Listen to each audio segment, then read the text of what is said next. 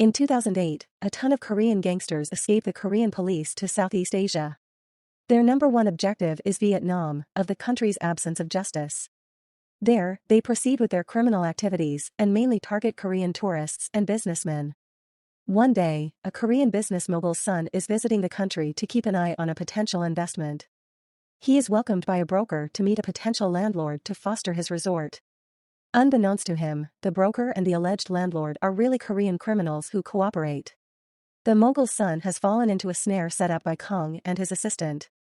In the meantime, in Korea, Ma is a notable detective. He is the reason why Korean criminals have escaped the country. His broad information on the gangsters, his fighting capabilities, and his honest personality are the reasons why he is depended upon by his partners. Indeed, even in this situation, he gets a major show of approval in the wake of overcoming a criminal in one punch. Because of his unwavering quality, he is shipped off to Vietnam with his captain to remove the broker who has quite recently handed himself over. In any case, they don't actually know the reason, as criminals don't typically transform themselves in that frame of mind into exceptionally enormous difficulty. In the wake of showing up in Vietnam, the two are promptly gotten by the Korean consulate officer.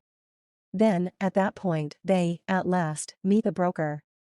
In the wake of questioning him with different techniques, he uncovers that he definitely dislikes his companion who may be hoping to kill him. The two set off on a mission to the broker's companion's location. In any case, he is tracked down and killed in his room. Back at the consulate, Ma claims to allow the broker to pursue letting him know that his companion has been killed. Obviously, he is reluctant to be the next. Thus, he uncovers what business he and his companion have been managing with Kong the awful criminal. That day, Mogul's son was kidnapped, however, he attempted to get away from them. He was caught and guaranteed the criminals more money in his apartment. In any case, Kong came and butchered him out of frustration. This started conflict among them, and Kang's assistant killed the contradicting party. Perceiving how fierce they were, the broker and his companion became lap canines and covered the corpses in a lawn. In the wake of bringing an extra $200,000 and a few gold bars from the mogul's son apartment, Kong actually needs more. Thus, he requests another $500,000 ransom from Mogul himself. Obviously, he fakes it as the mogul's son is now dead. Kong got the money 2 days later, however, the broker and his companion ran from him. His companion has probably been killed by Kong thereafter.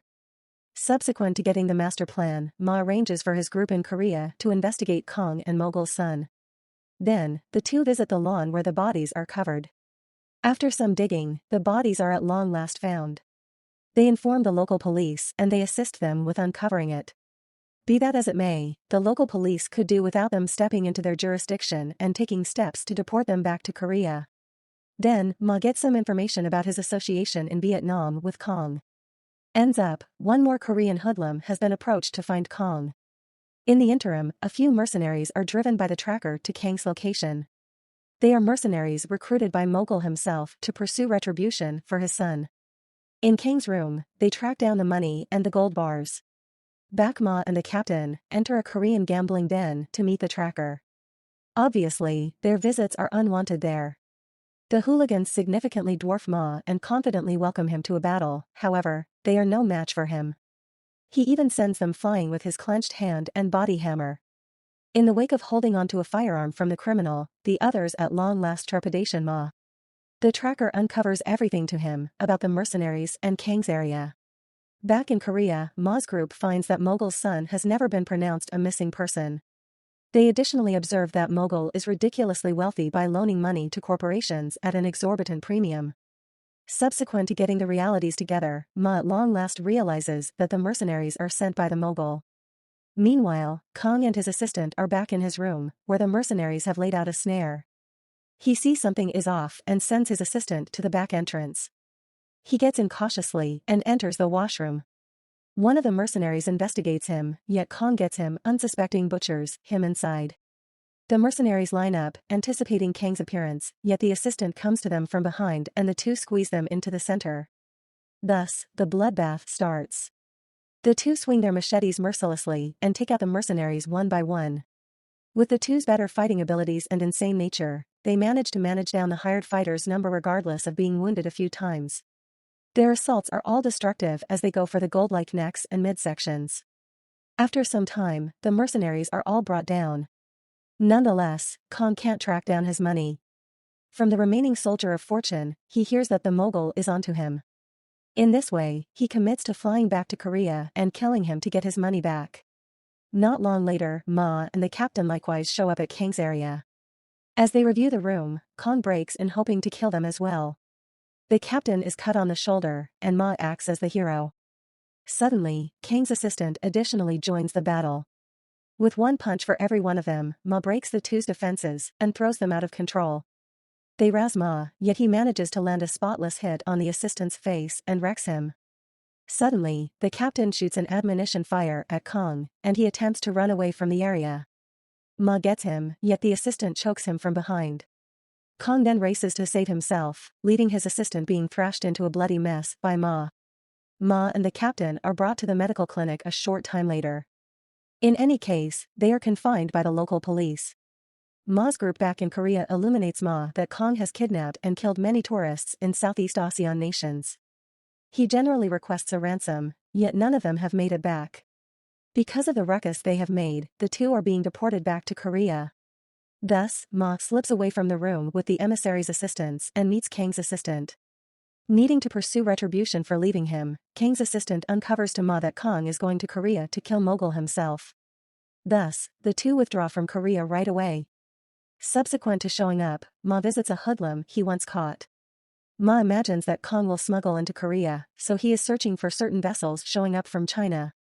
After some beating, the hoodlum yields and illuminates Ma that a vessel has recently shown up at Gunpyeong port. From the port's CCTV footage, they at last track down Kong. Kang's appearance is likewise heard by the mogul. He hires a few additional mercenaries to guarantee his security. Back at the office, Ma and the captain are pestered by the chief for imperiling the diplomatic relationship with Vietnam. The two then make sense of all that has occurred in Vietnam. Expecting that Seoul will likewise transform into a bloodbath, the chief allows them 1 week to wrap up the case before they are grounded. Ma and the captain return to Korea bringing the dead bodies, including Mogul's sons. The mogul's significant other says thanks to them for it at the burial service. After some looking, Kang's vehicle is found, however, there is no sign of him. Back at the memorial service, Kong has recruited 2 hoodlum brothers to help him in overcoming the mogul. The mogul has likewise recruited extra monitors. Unbeknownst to him, Kong has claimed to be one of his gatekeepers. In the elevator, Kong meets Mogul interestingly. In a brief moment, Kong and Mogul's personal gatekeeper participates in a destructive fight. The watchman is serious areas of strength, so Kong chokes him. Notwithstanding, Kong hides a knife and cuts him in the neck before in the end filling his body with openings. In the meantime, in the basement, the brothers get the other Mogul watchmen off guard. They severely wound and butcher them various times, not allowing anyone to get away. From the CCTV, Ma's group observes that Mogul is being kidnapped. They attempt to stop them yet come up short, just getting the vehicle type and license number. In a little while, Mogul's wife gets a video from Kong, requesting ransom money of $2 million. She shows it to the police and requests their help. Thus, they hang tight for Kang's call for additional guidance while setting up the equipment. The arrangement brief is that the money must be handed over in person, so Kong can be caught.